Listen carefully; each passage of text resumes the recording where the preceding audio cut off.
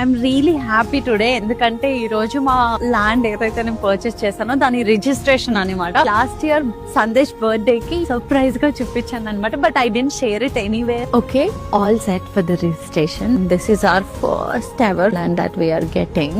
ఇక్కడ నుంచి జస్ట్ ఒక 10-15 minutes ఉంటుంది ల్యాండ్.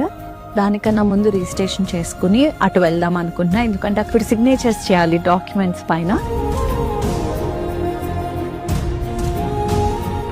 ఎవరైనా సరే కొత్తగా పెళ్లి చేసుకున్న జంట ఎవరైతే ఉంటారో వాళ్ళు అట్లీస్ట్ ఒక 5-6 ప్లాట్లు కొనుక్కొని పెట్టుకోవాలి. ఎప్పటి వరకు అంటే వాళ్ళకి ఒక 2 kids ఉన్నారనుకోండి, ఆ రెండో కిడ్ ఫస్ట్ క్లాస్ కి వెళ్ళేంత లోపల అప్పుడు ఆ మొదటి ప్లాట్ ని వీళ్ళు అమ్మితే అదే ప్లాట్ డౌన్ పేమెంట్ కింద కట్టుకొని ఒక ఇల్లు కట్టుకోవడం మొదలు పెడితే మిగతాది లోన్ తీసుకున్నా సరే ఈ మిగతా 5 ప్లాట్ కూడా వాళ్ళ బలమైతే అప్పుడు బలహీనత కాదు. తర్వాత వాళ్ళ ఎవరైతే ఈ పేరెంట్స్ ఉన్నారో పిల్లల మీద ఆధారపడాల్సిన అవసరం అంతకంటే ఎక్కువ ఉండదు. అలాంటి భూమిని నమ్ముకున్న వాళ్ళు ఖచ్చితంగా బలవంతులు అవుతారు, వాళ్ళ కుటుంబాలను కూడా బలవంతులుగా చేస్తారు. కాబట్టి అనేది నేను ఖచ్చితంగా భూమిని నమ్ముకోమని చెప్తాను.